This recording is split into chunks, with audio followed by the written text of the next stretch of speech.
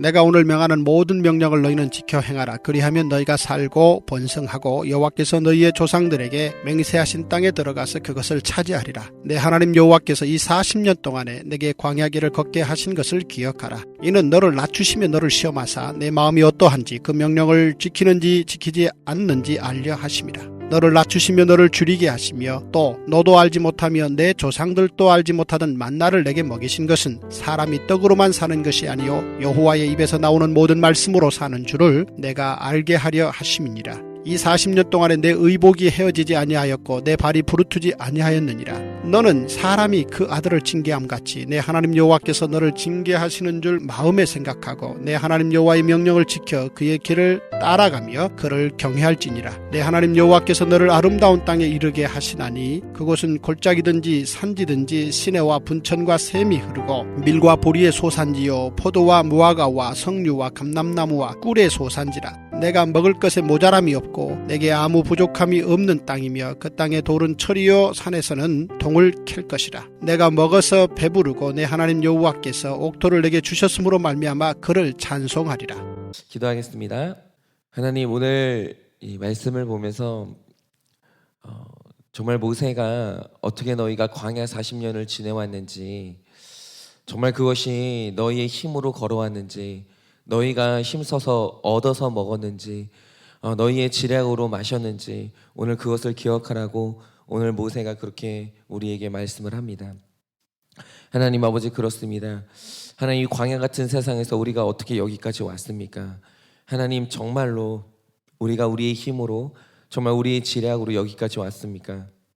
오늘 말씀이 우리에게 말씀하시는 것은 그렇지 않다라는 것입니다.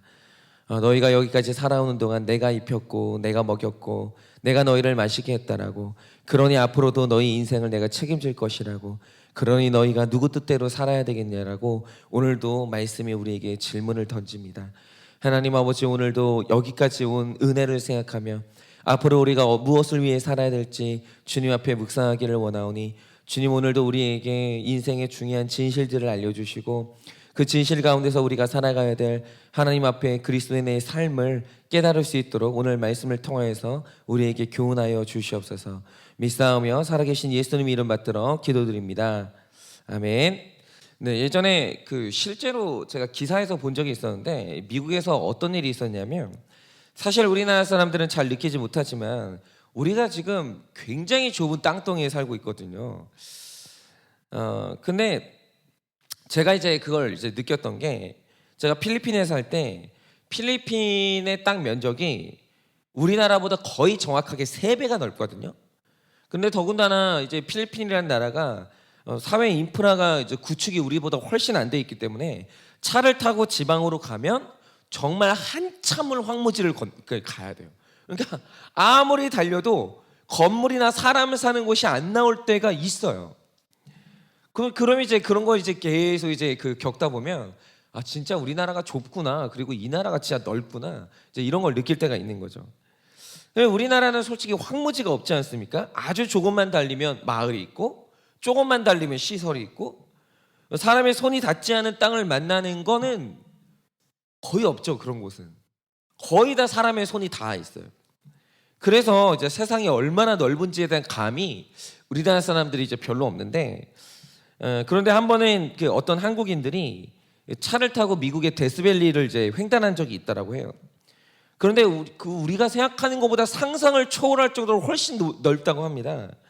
거기다가 정말 무서운 게, 이 끝간데 없는 황무지라서 시설도 없는 이 사막에 한낮 온도가 50도를 오락내리락해요.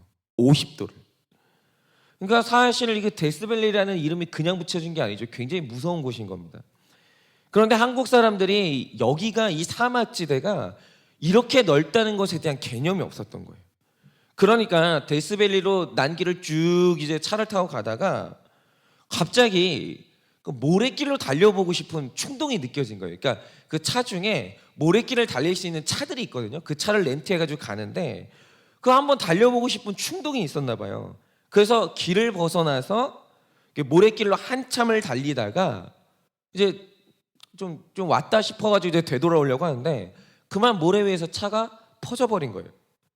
그런데 미련한 게 이런 때일수록 물을 아껴야 되는데 이 사람들이 이 쉽게 생각하고 엔진을 시킨다고 하면서 거기에 가지고 있었던 생수를 다 부어버린 거예요. 그래도 안 되니까 결국 이제 뭐 도로로 이제 걸어가면 좀 있으면 나오겠지라고 했는데 그게 한국 땅덩어리가 아니거든요.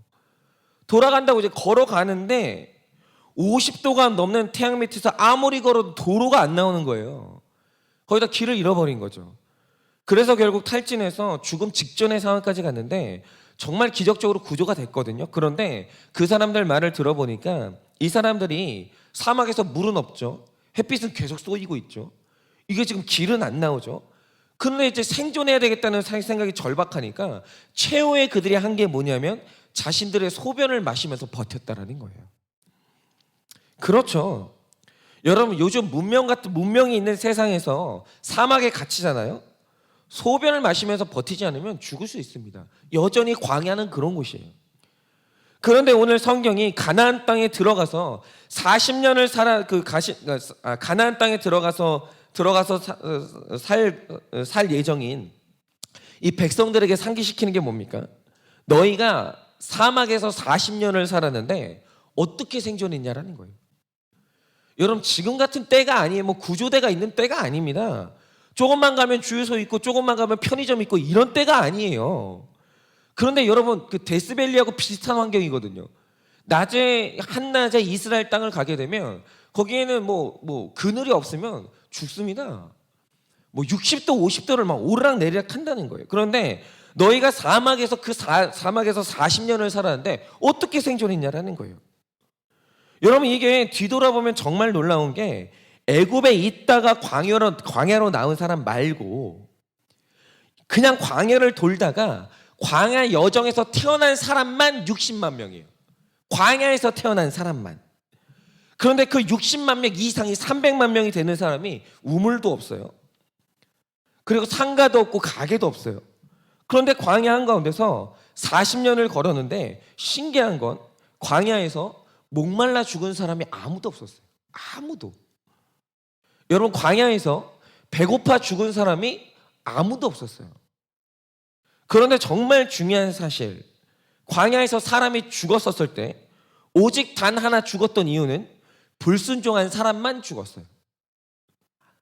아무도 말라 죽거나 굶어 죽은 사람이 없었는데, 즉 광야는 물과 떡이 없어서 죽는 곳이 아니라 하나님과 끊어지면 죽는 곳이에요. 광야는 그런 곳이죠. 그러니까 이렇게 생각하시면 됩니다. 하나님께서 자기 백성을 광야로 밀어넣으시는 이유가 뭔가, 그거는 오늘 말씀에 나오는 것처럼 목적은 딱 하나입니다. 순종하는 백성을 만들기 위함인데, 사람이 순종하려면 마음이 낮아져야 돼. 하나님 없으면 살 수 없다는 그거 깨닫게 되기 전까지는 광야를 걸어야 되는데 그 광야에서 사람이 낮아지는 거예요. 그런데 정말 신기한 게 뭐냐면, 저 이런 게 진짜 신기한 것 같아요. 사람이, 저희 딸도 그렇거든요. 아, 내가 대단해. 난 뭐든지 할 수 있어. 나는 굉장히 잘났어. 라는 걸 깨닫는 데는 유치원 과정만 거치면 충분히 다 깨달아요. 유치원만 나오잖아요. 사람 다 자기가 대단하다고 생각해요. 유치원만 나오잖아요. 사람은 자기가 뭐든지 할 수 있다라고 생각해요. 그런데 사람이 있잖아요. 자기가 아무것도 아니구나. 나는 진짜 하나님 없으면 아무것도 할 수 없구나. 이거 깨닫는 데는 광야에서 40년 배워야 돼요. 이게 인생의 가장 깊은 깨달음인데, 이거 깨닫는데 광야 학교 들어가가지고 40년 배우지 않으면 내가 아무것도 아니라는 거 못 깨달아요. 광야 안 들어가잖아요. 사람이 미성숙해가지고 자기가 굉장히 대단한 줄 알아요. 여러분, 사람이 낮아지는 게, 겸손해지는 게 이렇게 어렵다는 겁니다. 배우지 않지 않습니까? 안 됩니다. 그러면서 3절을 보면 하나님께서 그 유명한 말씀을 하시는데요. 광야를 지나고 나면, 죽을 것 같은 광야를 지났는데 살았어요. 근데 그 과정을 지나고 나면 사람이 깨닫는 게 있다라는 거예요. 그게 뭡니까? 하나님이 너를 광야로 보내 깨닫게 하시려는 것은 사람이 떡으로만 사는 것이 아니에요. 여호와의 입에서 나오는 말씀으로 사는 줄을 내게 알게 하려 함이라. 하나님 말씀에 순종함으로 사는 것이지 떡으로만 사는 것이 아니라는 것을 그때 깨닫게 된다는 거죠. 그렇죠. 광야에서는 이게 가장 중요합니다. 광야 학교는 하나님 말씀대로 사는 자를 하나님이 먹이시고 입히신다는 것을, 말씀으로 사는 것이라는 것을 배우는 굉장히 중요한 장소예요. 그래서 예수님이 이 땅에서 사역하실 때 사역 전에 어디로 들어가십니까? 마태복음 4장을 보면 예수님이 성령에 이끌려서 광야로, 예수님도 광야로 들어갔어요. 왜냐하면 광야가 아니면 배울 수 없는 게 있는 거예요. 그러니까 예수님도 말씀대로 사는 법을 배우기 위해서는 한 번은 광야 학교 들어갔어야 되는 거예요. 그러니까 이렇게 생각하시면 됩니다. 오늘날 교회 안에서, 세상 가운데서 말씀대로 목숨 걸고 사는 사람들이 있어요. 오직 말씀으로 산다라고 절박하게 생각하고 붙들고 사는 사람이 있어요. 왜냐라고 하면 그는 분명히 광야를 거쳤어요. 분명히 한 번은 그는 광야를 거쳐본 사람이에요. 안 그러면 있을 수가 없는 거예요. 하나님 말씀이 얼마나 큰 위력이 있는지는 광야를 가야 얻게 되는 거죠. 그런데 여기서 사탄을 만났어요. 예수님이 광야 학교를 들어갔다가 사탄을 만났는데, 사탄의 가장 무서운 시험이 뭐였냐면 사탄은 광야를 인정을 안 하는 거예요. 여러분, 광야에 들어가는 순간 사탄이 끊임없이 외치는 게 뭐냐면, 야, 하나님이 너를 사랑하신다면서, 네가 하나님의 자녀라면서, 야, 너 같으면 네 자녀에게 이런 광야 주겠니? 너 같으면 네 자녀에게, 네가 먹을 것을 잔뜩 가지고 있는데 너 같으면 네 자녀에게 이런 배고픔을 허락하겠니? 이게 말이 되니? 이 광야가? 왜 네가 배고파야 되는데? 왜 네가 외로워야 되는데? 왜 네가 목말라야 되는데? 그러면서 사탄이 울분을 터요. 왜 광야가 네 인생에 와야 되냐라고 오히려 사탄이 그렇게 얘기를 하는 거예요. 그러면서 하는 말이 뭡니까? 너 하나님 일도 좋지만 먼저는 먹고 살아야지. 아니, 먼저는 먹고 살아야지 목구멍이 포도청 아니냐고. 아니, 예배도 중요하고 다 중요한데 먹고 살아야 될 거 아니냐고. 아니, 네가 먼저 기분 좋고 행복해야 하나님 일도 기분 좋게 하는 거 아니냐고. 기분 전환해야지. 이러면서 하는 말이 뭡니까? 당장 돌을 떡으로 만들어 먹고 이 광야를 끝내라는 거예요. 아, 네가 배고프고 네가 기분이 안 좋은데 무슨 하나님의 일이냐라는 거예요. 아니, 말씀이 말씀이 밥을 떡을 주냐라는 거죠. 그런데 참 아이러니하지 않으세요? 광야를 가잖아요. 어떤 일이 생기는 줄 같아요? 어떤 일이 생기는 줄 아십니까? 마치 사탄이 우리를 걱정해주는 휴머니스트 같아요. 그리고 광야를 들어가면 마치 하나님이 우리를 심판하는 냉혹한 심판자 같아요. 그런데 바로 광야에선 이게 바로 착시 현상이에요. 인생에서, 여러분, 광야를 들어가면 인생에서 떡을 주는 게 사탄이고 광야를 주는 게 하나님일 때가 있어요. 왜 아니에요? 그런데 우리는 여기서 유심히 봐야 될 게 있습니다. 그게 뭡니까? 떡을 사탄이 주는 게 아니라는 거예요. 여러분, 그 시험을 한번 보세요. 사탄은요, 떡을 주지 않아요. 떡을 먹으라고 권해요. 너한테 떡이 필요하다고 말해요. 근데 정작 사탄이 떡을 안 줘요, 자기는. 여러분, 사탄은요, 떡을 줄 권세도 없고 그럴 마음도 없어요. 여러분, 사탄이 얼마나 우리를 싫어하냐면 우리 마음에 배가 부르고 우리가 기뻐하는 걸 사탄은 못 봐요. 여러분, 오직 자녀가 배부를 때 기뻐하고 자녀에게 실제로 떡을 주시는 분은 하나님 아버지지. 말씀 보세요. 그 시험에서 사탄은 먹어라 이러지 실제로 떡을 주지 않아요. 그러면서 이 사탄이 계속 꼬시는 게 뭡니까? 돌을 떡으로 바꿔서 먹으라는 거예요. 그런데 여기서 돌을 떡으로 바꾸라는 게 뭡니까? 이게 바로 불법이에요. 여러분, 떡은 광야 같은 세상에서 땀 흘려서 얻는 거지 광야 없이 돌하고 바꾸는 게 떡이 아니에요. 그런데 사탄이 하는 말이 뭡니까? 하나님 말씀대로 살면 광야나 경험하게 되니까 불법이라는 지름길로 편하게 가자라는 거예요. 좀 광야를 피해서 살자라는 거예요. 여러분, 우리가 한국 사회에서 요즘 이거를 이제 보게 되는 게, 이거는 이제 뭐 가만히 우리가 기다리면서 사법적인 시비를 이제 가려야 이제 결론이 나겠지만, 한 장관의 삶이 왜 불법 이 국론 분열을 불러왔습니까? 요점은 이거예요. 당신 자녀가 하나님 말씀대로 광야를 통해서 떡을 얻은 게 아니라 돌을 떡으로 만들어 먹는 불법을 저지른 거 아니냐라는 거예요. 그런데 광야 없이 돌로 떡을 만들어 먹으면 당장 좋은 것 같아요. 그런데 그게 소화가 안 되는 거예요. 소화 안 됩니다. 그거는 본질이 돌이에요. 만약 그게 사실이면 도대체 그 자녀 어떻게 되겠습니까? 목구멍으로 넘긴 그 돌이 처음에는 먹을 때 좋았죠. 그런데 목구멍으로 넘긴 떡이 다시 돌이 되면서 더 힘든 광야로 들어가는 거예요. 만약에 사실이 아니었으면 좋겠지만 만약에 그게 사실이면 그 친구는 다시 고졸이 되는 거예요. 한순간 명문대를 들어갔다고 좋아했겠지만 나중에 그게 내가 먹었던 게 돌이었다는 사실이 깨달아지면서 여러분 그 사람은 다시 고졸로 돌아가야 되는 거예요. 그럼 그 인생이 어떻게 되겠습니까? 더 힘든 광야가 아니라 지옥으로 들어가는 거예요. 여러분 우리가 진짜 아름다운 떡, 영원히 배고프지 않는 떡을 먹는 길은 오직 광야를 통과하는 한이 있어도 하나님 말씀대로 살면서 얻는 떡이 가장 좋은 떡이고 우리를 살게 하는 떡이라는 거예요. 오직 광야를 통과하더라도 하나님의 방식으로 하나님이 기뻐하시는 떡만 먹는 것이 바로 그리스도인의 삶이라는 거예요.